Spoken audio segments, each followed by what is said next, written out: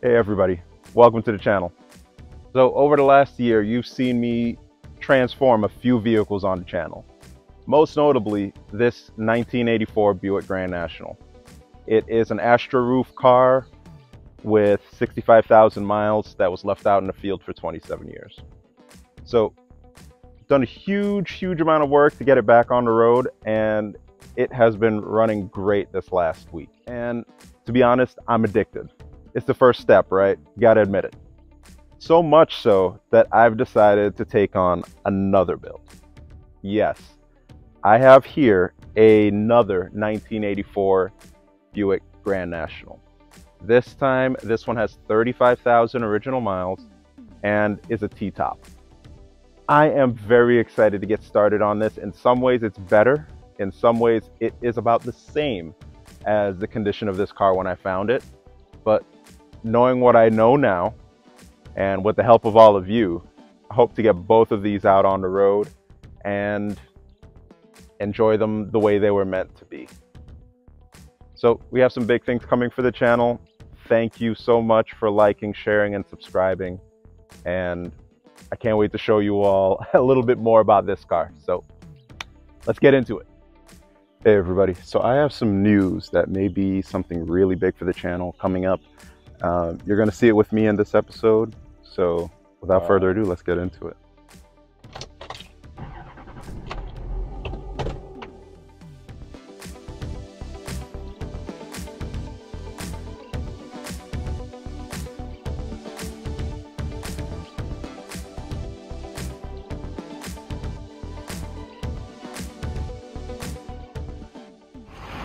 All right, so it is mine, 84 Buick Grand National. I got another one. Needs a little bit of love. In some areas, it's better than the previous one. In some areas, it's not, but there it is. Everything looks original. I'll get into more about it once I get back to the shop, but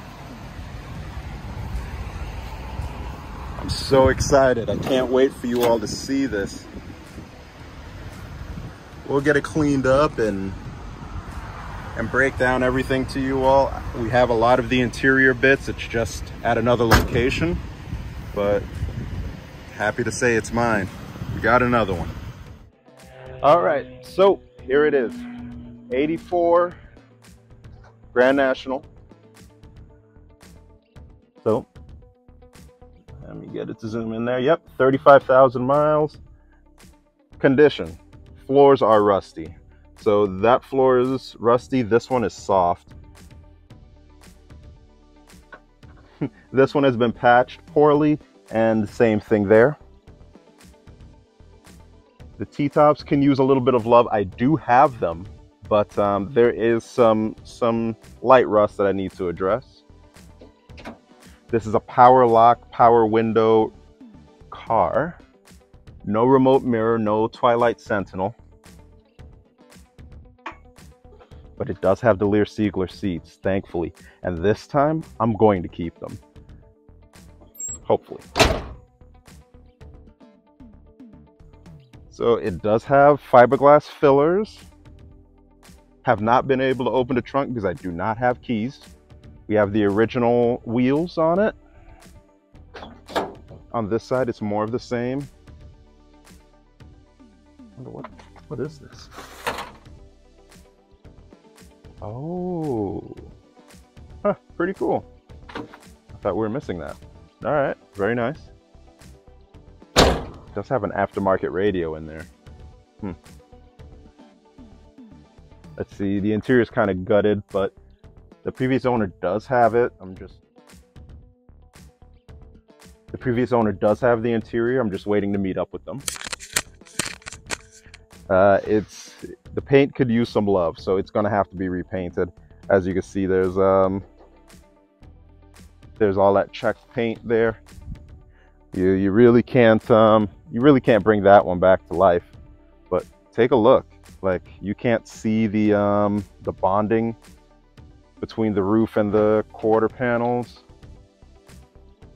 We actually have door sills. Let's pop the hood. As you can see from the front, we are missing the grille, the headlights, the headlight bucket, and two of the covers or the retainers for those headlight bulbs.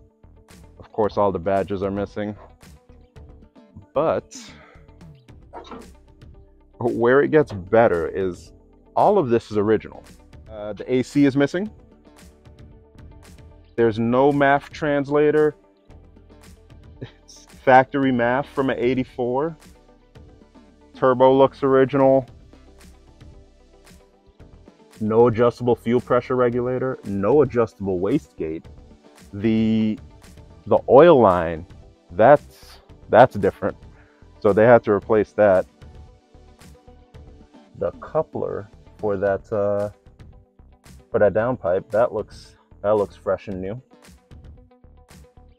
So we have a vacuum reservoir over here on the hot airs, and it's this line is cut on it, so I gotta fix that.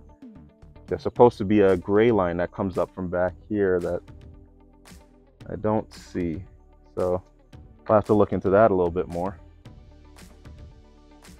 Maybe this is it. Battery, I do have a new one, so I can get it in here. The Hydro Boost looks a little worse for wear. It looks like it's been leaking somewhat, so got to show that some attention. We have the original EGR system, original wastegate solenoid. We do have some signs of nesting, especially down in there. And if you look real close, look at that coil. It's leaking that goo. So we may see an 87 conversion in its future. But I finally have a fan shroud. I finally have the diagram for how the vacuum routing goes. Let's see if we have coolant here. It's difficult. Yes, we do have coolant. It's about 3/4 of the way full, but we do have it. We have a Dayco lower radiator hose, so that's aftermarket. It's missing a belt. Yeah, it's got the bottom one for the power steering, but it does not have the water pump alternator belt. So that's gonna need some love.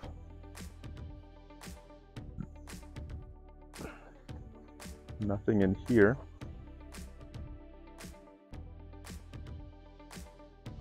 But all in all, it looks largely untouched. Probably second to Zelda as the most untouched hot air car that I've seen on YouTube. The body is largely straight. Like, just the paint is what's what needs attention. It even has this extra ductwork for the air intake. I did not see that on my other one, so that's been interesting. These body fillers fit really, really well. I was going to go spool full on them, but it fits so good.